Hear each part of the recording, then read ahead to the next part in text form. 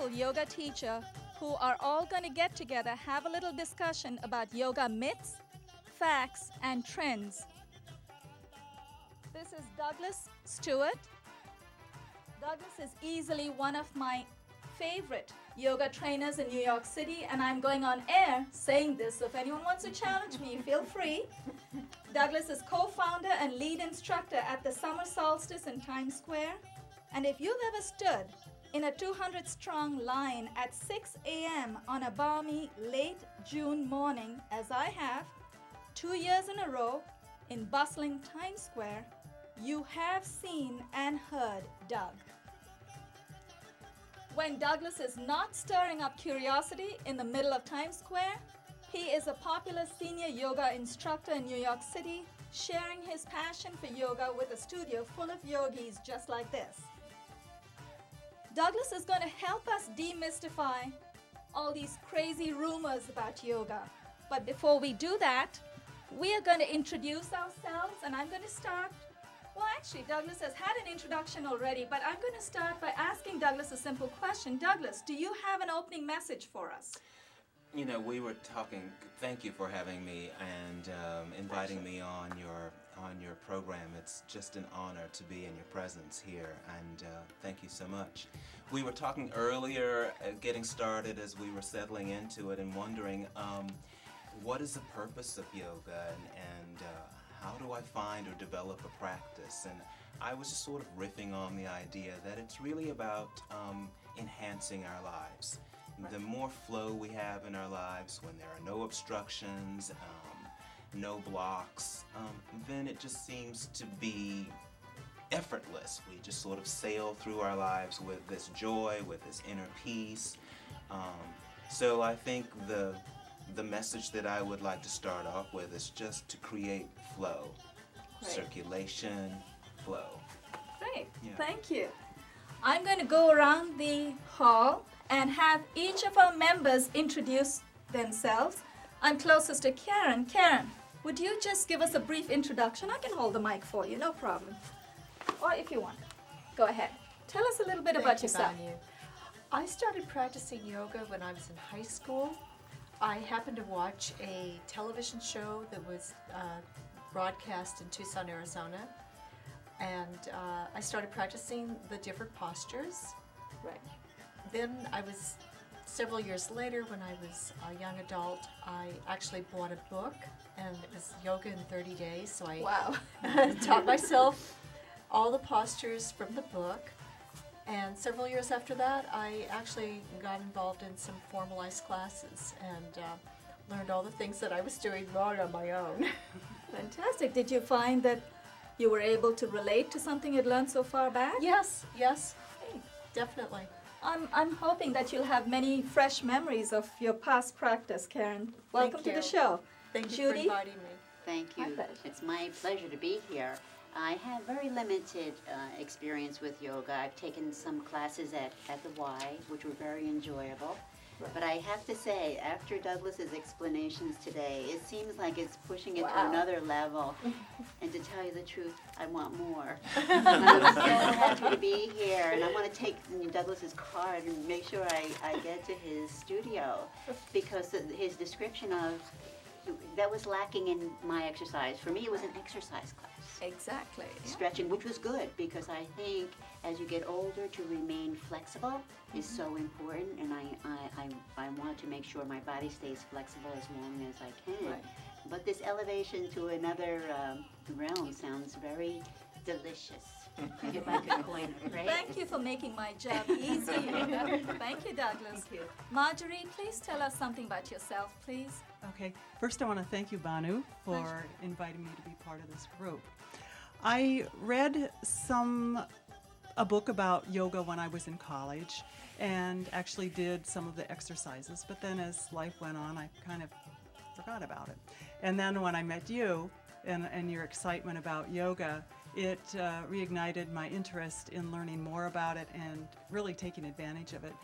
And I actually took a CD out of the library that was about arthritis in yoga, and I found it very interesting and helpful because my family has a history of arthritis, and it seemed to really be a helpful thing to be doing, in addition to being centered and gaining more peace and joy in life. And I really look forward to gaining Getting to more. that next yes, level. getting to the next Welcome level. to our show, Margery. Thank you.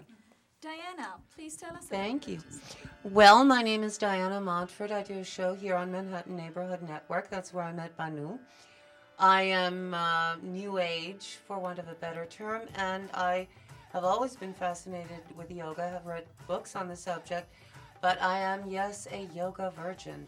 I had to be a virgin somewhere along the line, and this is the last stand. I am a yoga virgin, and I hope that Banu and Douglas will teach me something that I don't know. We will be happy to share what we know. Mine is limited, but I'm sure Douglas can take you Mine is- many Thank levels you. further. Sudha, please tell us something about yourself. Thank you, Banu, for having me in your show. Pleasure. I have been practicing yoga for several years, and I've practiced different forms of yoga like Hatha Yoga, the Kundalini Yoga, and these days I practice Vinyasa Yoga. I personally feel that yoga can give a lot to you. I tried aerobics, I tried Pilates, but I find that when it comes to yoga, you have the involvement of mind, body, and spirit. And I find that it gives you complete peace within yourself. And I hope that I could attain more of it in my life. I'm hoping you'll experience a little bit of that peace today in the studio. I'm sure you will, Sudha. Thank you. Amy, please tell us something about yourself. Hi, my name is Amy, and my first introduction to yoga was through the library. Right. Yeah, I read a book about it and was interested, so I started taking classes at New York Sports Club, Right. and I found those very relaxing and very clarifying moments. I made a lot of important decisions as a result of that practice. So since I've been back from Taiwan, I haven't taken yoga, and that's been about 6 months now, so I'm really excited to be here. It's Thank you for about inviting me. time. About time you joined us, Amy. Thank you. We'll get right into the topics for this evening. Rumor number one, and if anyone has, the way we are going to go about it, I'll offer one rumor, and if somebody else has got another one, that's fine. We'll just pipe in. Rumor number one, yoga is for women only. Now, you're looking at the audience here, and I know everybody is saying, yes, look at the number of women there. That's why I got a male expert right here. That's Oh, why I'm here. That's I see. absolutely Well, here, and a lot of other good reasons too, Douglas. But thank you for being here, because you are my witness and you are my proof that some of the best yoga is practiced by men. In fact, in India, men practice yoga as a form of exercise, as a form of meditating, as a way of getting into another world, whereas the women, they practice yoga in their own way through household chores, actually. And we were just talking before the show started. When my mother, in fact, she's 82 now, when she needs to swab the floor, even at this age, she gets right into Ugrasana. And I think on this card that each of you have, Ugra is posture number 8. And if I can do a little bit of PR for myself, posture number 8, all she would do is get her legs really wide apart, go down and swab the floor. And she is 82. If she can do it, so can you. What do the rest of you think? Do you really believe yoga is only for women?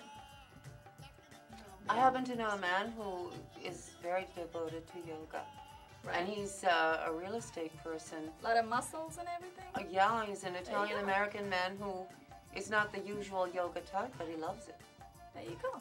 Douglas, can you give us an explanation why only women seem to be practicing? Well, I think it's the way that it's packaged here in our culture, and first of all, and then I think it's just the nature of the process itself that draws on or requires us to be more attuned and in tune with those inner forces that, and this is a generalization, Right. that I think men in our culture particularly tend to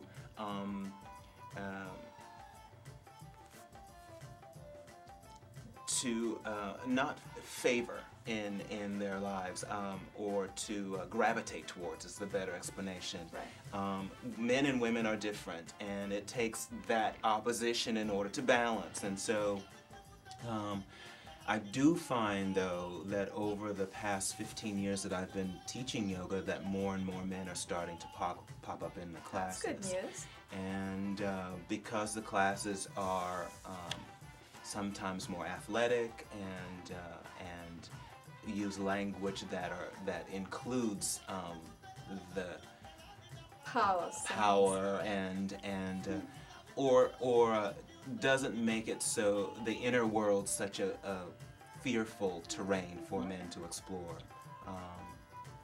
Sensitivity and nurturing and healing, those are usually associated with our feminine side. Right. But then there also is the marriage of being engaged while at the same time surrendering. And so it's great for women, and it's also great for men.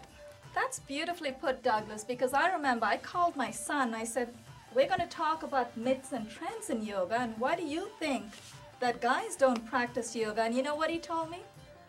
He said, Mom, I think guys don't like to make a commitment, and practicing yoga does need commitment. He was so right. I'm sorry, Douglas, but I think it's fantastic that guys do practice, and there are men in the world who make that commitment, and they're very happy with it. Let me add to that then about commitment. We're going into that terrain. I think what a wonderful way to understand what commitment is. You know, Right. We sometimes impose on ourselves some understanding of what a commitment is in a relationship or in a yoga practice or in anything, but by moving into any discipline over the course of time, I think commitment develops. habit, yes.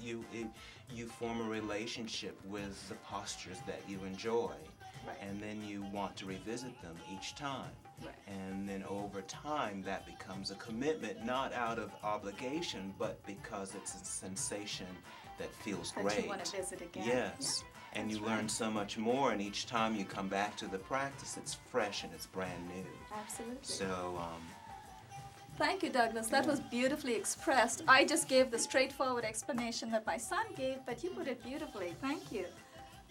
We will go into one more rumor before we do a stretch, because I don't want your legs to freeze over here. I know. And feel free to stretch out as you're sitting right there. Number 2, yoga helps you lose weight. Has anyone heard about that one? Karen, what do you think? I haven't heard I'm that glad. particular myth. I hope we don't have to spread that rumor, but there are lots of people who ask me that. Has anyone asked that of you? Did someone? I have been asked if yoga helps you Lose lose weight. weight. I would say that yoga doesn't help you in losing weight, but it does help in toning your muscles. Absolutely. Yeah, so I find that when you do several stretches, I find that your muscles are toned and you shape better.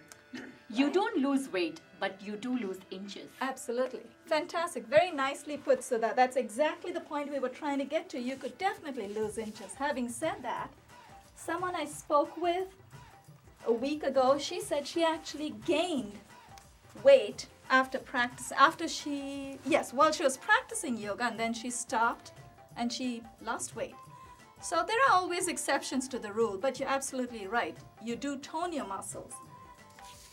Douglas, do you have anything to say about that? well, just and also understanding that as we form this commitment, as we form a discipline around the practice we're developing, if we're visiting different studios and all, and we've got a pretty solid practice over the years, you notice that we start to gravitate towards habits that benefit rather than habits that offer no benefit at all. We start to gravitate towards those things that enhance our lives, simply because we are also practicing that on the mat. When you take a particular posture, say halasana, plow pose, Right. say for instance, there's a certain group of muscles that are training towards stretching. There's a certain group of muscles that are training towards toning. and we begin to balance those two aspects with one another.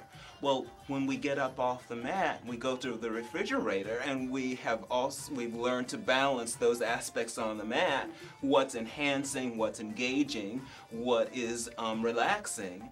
You then just on a subconscious level or innately begin to reach for those things that will make our lives feel better just because we've been practicing it anyway on the mat. Absolutely. Making our lives better.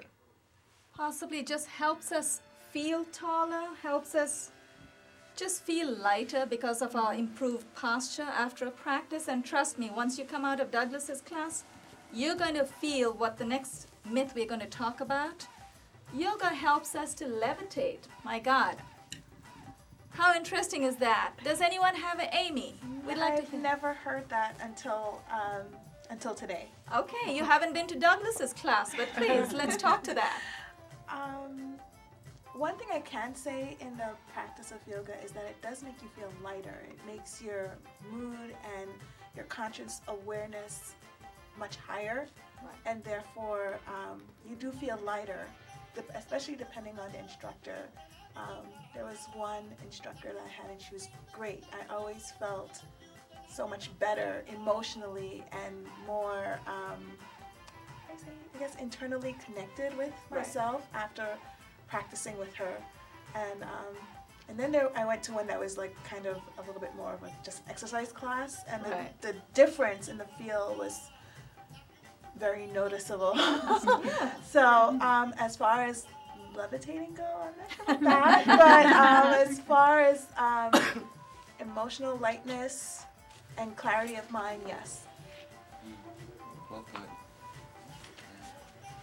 Thank you, Amy. That was beautiful. What we're going to do is Douglas is going to help us stretch a little bit. It's going to be a very brief stretch of the sun salutation, just so that after that, we can get back to trying and addressing the remainder of the myths that we've been hearing about. Would you like to just stretch with us? Yes. Please, Douglas, I'm going to have you, we have a boom mic, so just Okay. call out the instructions and feel free to demonstrate as you're going, and we'll Sure. follow you. Okay. Well, let's stand up then, everybody, with a sun salutation. Let's stand up and come to the front part of your mat. Come to the front part of your mat. And I'll face you or move around, actually. I'll speak here. Stand with your feet touching or your big toes touching one another. And bring your hands into a prayer pose just at your heart. There you go. And just feel yourself connected to the ground at first. That's our first intention at this point, is just to notice that we're connected to a supportive surface.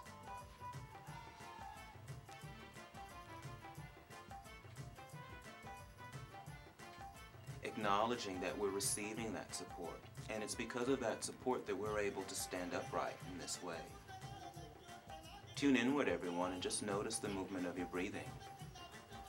It's another shift to support. Without the breath, we'd really collapse. So just feel it.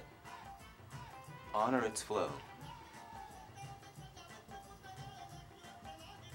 Then, when you are breathing in, let your hands come out to the side and bring them up to touch above your head. That's your in-breath. And when you are breathing out, bring your hands out to the side, stay upright, and bring your hands right to your heart again. Down and out, and then up to your heart again. There you go. When you're breathing in, let your hands drop down and out to the side to come up to touch above your head. That's your in-breath. And it's assisted by the movement of your arms. And when you're ready to breathe out, open your hands out to the side again and let them come right back to your heart. These are called sun breaths. They're sort of preparatory. Let's take 2 more. Breathe in, your hands dropping down and out to the side to touch above your head. And when you're ready to breathe out, bring your hands out to the side and let them join again right at your heart. Breathe in again, let your hands drop down to the side or down and then out to the side to touch above your head. completing the in-breath. And when you're ready to breathe out, open your arms out to the side and bring your hands back to your heart.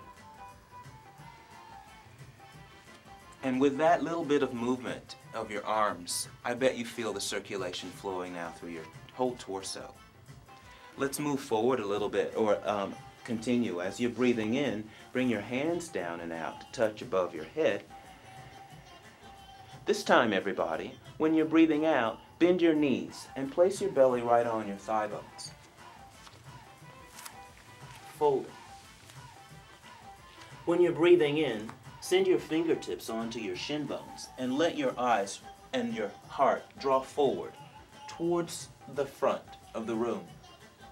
When you're breathing out, bring your hands down onto the ground and step your left knee down onto the mat. Bring your left knee down onto the ground. When you're breathing in, bring your hands up.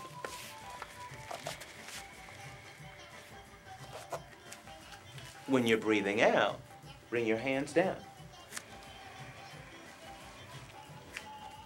When you're breathing in, take your right foot back to join your left foot. Both knees are away from the ground. When you're breathing out, bring your knees down onto the mat and sit back on your heels with your fingers forward.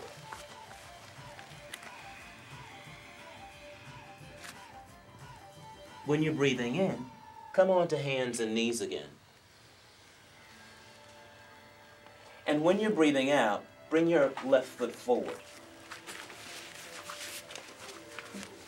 On the in-breath, bring your hands up. And when you're breathing out, bring your hands down. Use your full in-breath to bring your right foot forward again so that your big toes touch one another.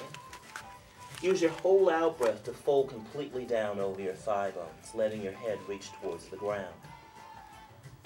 When you're breathing in, open your hands out to the side and come up to standing so that your palms eventually touch above your head. And when you're breathing out, open your arms out to the side and then let your hands return to your heart.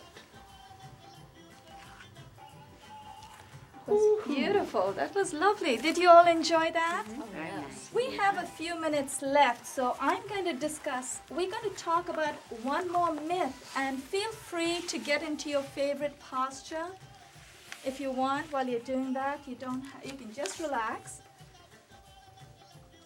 Yoga means sacrificing fun foods, only aloe vera juice and cactus pies. Now, do you really have to do that? You mean you cannot go to McDonald's anymore? Has anyone ever heard about that? All these sattvic diets? Yes, there is sattvic diet, there's vegetarian, but do you have to be a vegetarian to practice yoga or to be good at yoga? Douglas, what do you think?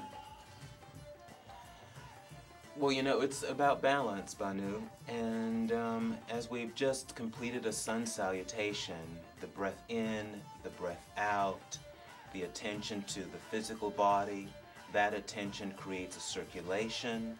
That circulation and energy begins to move through your whole form and then extends outward. And the choices that we make in terms of food, in terms of diet, in terms of relationships, in terms of every other aspect of our lives, is made from an organic choice or perspective rather than imposing on us, oh, I have to do this because now I'm practicing that. It works in the other way, it seems. It works in the same way that the breath flows in and the breath flows out. I feel better when I do this now instead of when I do that now. And over the course of time, we discover that we've changed from habits that were detrimental even to something that's beneficial, not because we've imposed some philosophy on it, but because it's an innate organic Would process. you say just practicing yoga probably makes you want to eat healthier because you're think so. feeling better, you're detoxed, Yeah. and all those bad vibes are gone because you're mentally stable, very relaxed? Yeah.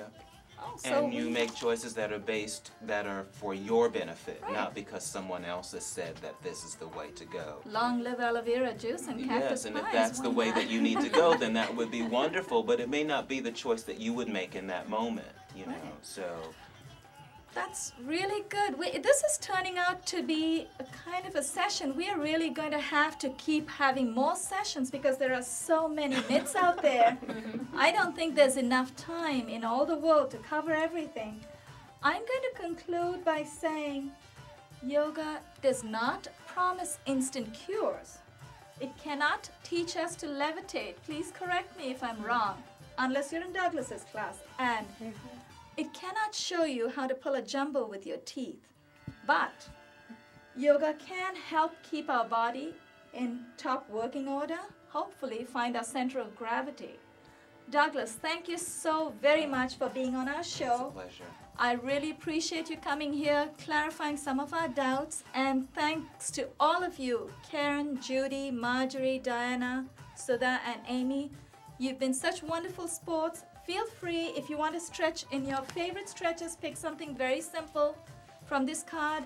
Just stretch out. We're going to wind down the show, and we are going to show everyone who's watching us that this is only the beginning. They're going to see more of us in future.